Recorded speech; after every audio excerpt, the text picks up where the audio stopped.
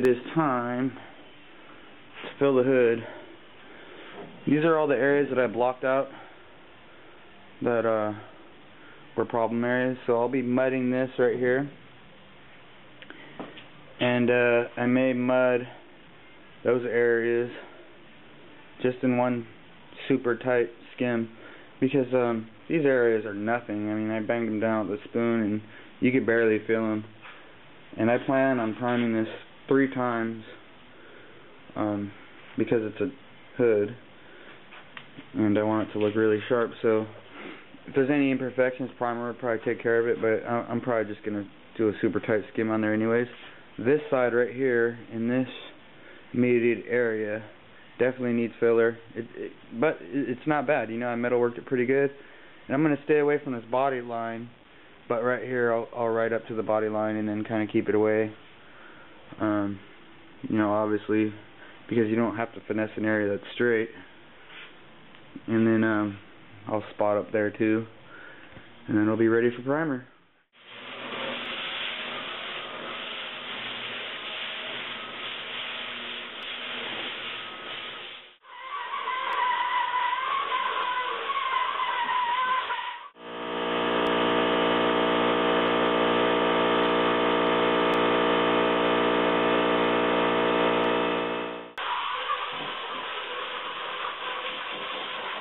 So I get my filler out and I realize I don't have any clean spreaders. And I search and I search and I search until I found this one. It's old, but it's definitely savable. So what I do is sticking it onto my 120, grooming the edges and grooming the areas right here. I also want to take off any loose filler right here because it'll come out as soon as it hits the hardener. The stuff that's there to stay won't come out, but any loose pieces of filler will. So I want to get it off. You don't want chunks in your filler.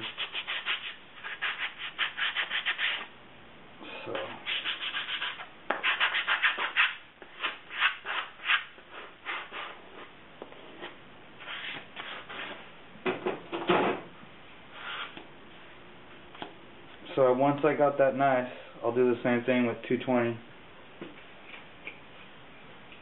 or 180. There's happened to be a piece right there on the floor.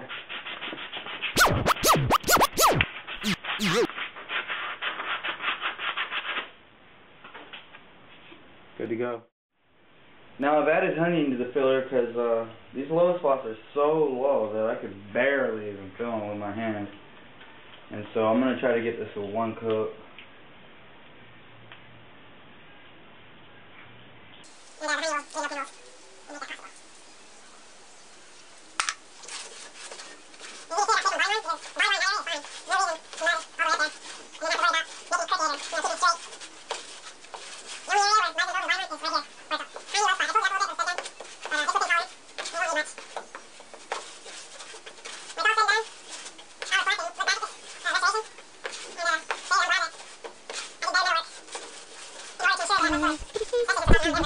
Filler just sucks. So, I'm going to get this all in one coat right here. Really thin coat.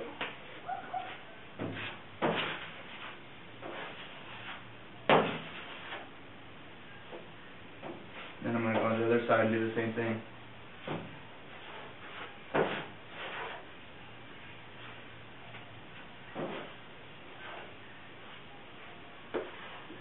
And when I sand this filler, I'm going to start with 80 grit right from the get-go. And I only use 40 grit if I know I'm going to be top coating it again. In this case, I'm aiming for one coat, so there won't be no top coating.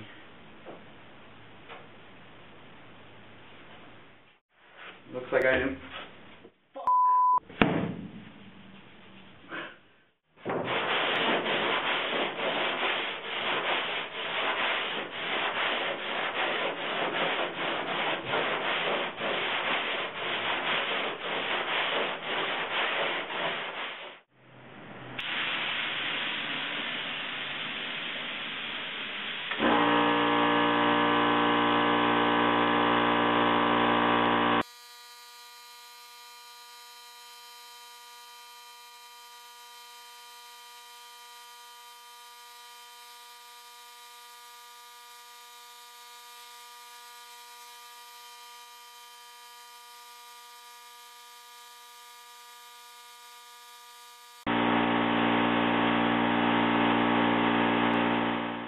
So now we got it in guide coat.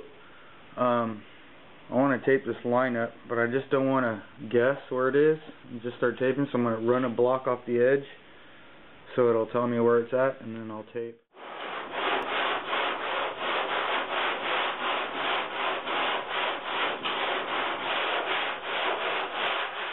After blocking on it lightly off the edge, you can see exactly where the body line is, and it ends right there.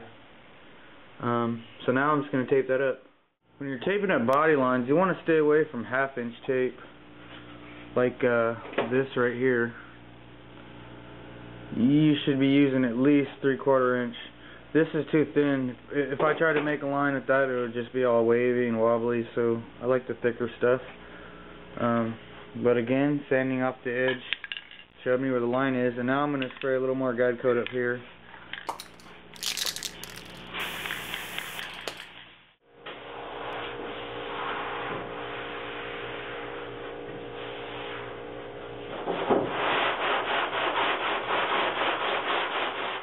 If you noticed, when I was using this big block and it was situated this way, I kept it over here, and that's because right around here the hood dives down, and I don't want to chop anything off. So now what I'm going to do, I'm going to take this block and go sideways, and this also goes like this a little, so I don't just want to go like that, and if I do, I want to mix them up. Do like this, and then only at the bottom will I go straight up and down almost.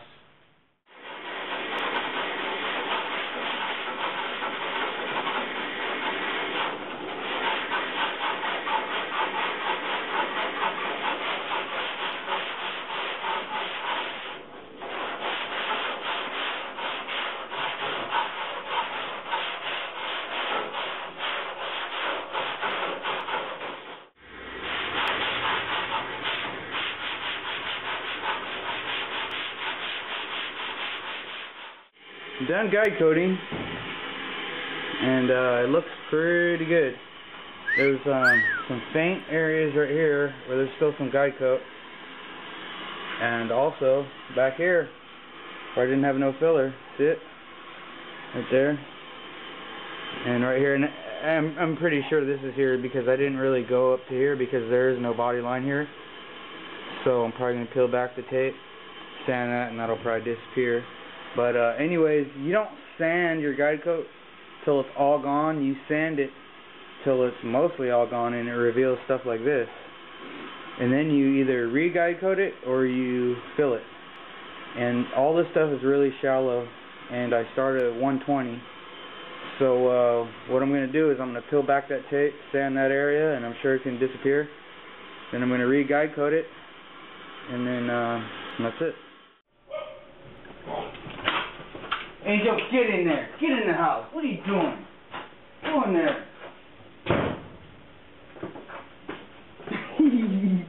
My little poodle tried to come in here and there's too much dust for her.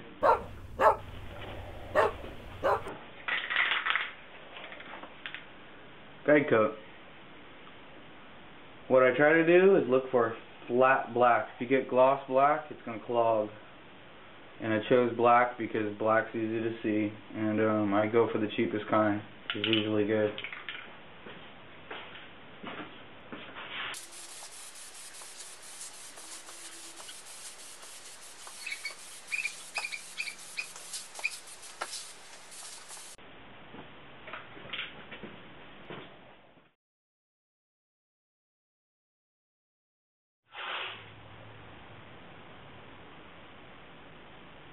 When you're taping, you want to make sure you don't pull the tape too much because you'll stretch it and it'll bend.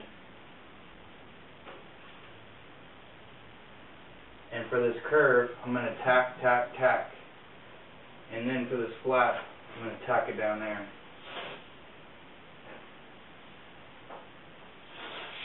Because the curves, if you try to tack it from here to here, sometimes it just won't work. It'll be crooked, so especially on those Chevy fenders that I often do. Yeah. Without pulling too tightly, so I don't want it to stretch and curve up on me.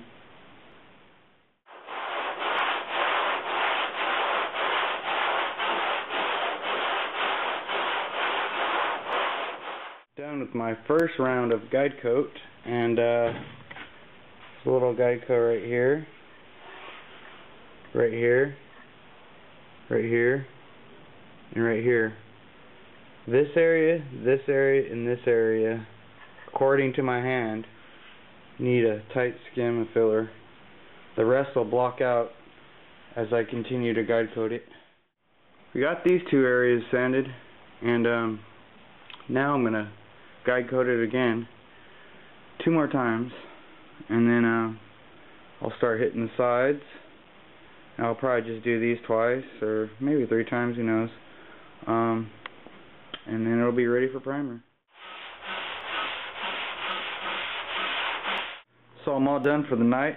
I guide coated each side 3 times, and I spot filled 2 areas back there, and by hand everything feels great and is ready for the next round of primer. My approach to this is I start off with this thin block because this edge is thin, and I sand like this. I'm not going to sand up here because this is round, and I like the flat block on this flat area because it leaves it nice and sharp. I don't just want to hit a round block and do the whole thing because this is round. I want to get some strokes in with this block to sharpen this up real nice. And while there's still some guide coat on there, and especially up here obviously, I'll take this block and sand the rest of the guide coat off. And that'll make everything nice and sharp, and it'll flow.